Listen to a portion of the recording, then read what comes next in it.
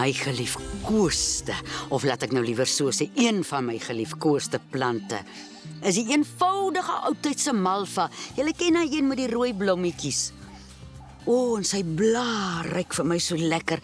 As ek die slag dorp toe gaan en ek voel 'n bietjie senuweeagtig, sit ek sommer 'n blaar hier in vir lekker kalmte gevoelentes, maar dis nog nie waaroor ek nou wil praat nie. Hierdie eenvoudige malva wat in almal se tuine staan, wil ek nou vir julle vandag 'n ding vertel.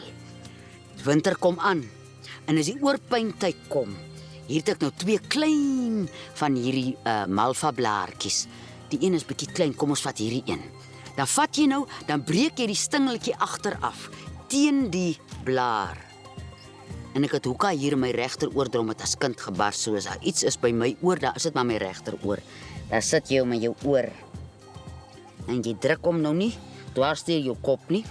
Dan loop jy met hom so. En jy sal voel na so 'n rukkie as dit vir warm word en of hy jikkerig word, dan haal jy hom net so bietjie uit. Laat hy net bietjie asem kry. Weer. Wat ek maar gewoonlik doen as ek nou 'n seer oor het, dan slaap ek met hom so. En hy daai bietjie vochtigheid wat van die blaar af ingaan, en daai welriekende geur en daai ou druppeltjies wat so hier ingaan. Wat dit is, weet ek nie, maar ek weet. As ek in die aand gaan lê, begin gewoonlik hier by my nek, wat ek voel, lyk nou ek gaan 'n oor kry. Ek sit nie eens meer 'n hoedjie op nie. Ek sit my malva blaartjie in my oor en dan ruik my oor ook nog lekker.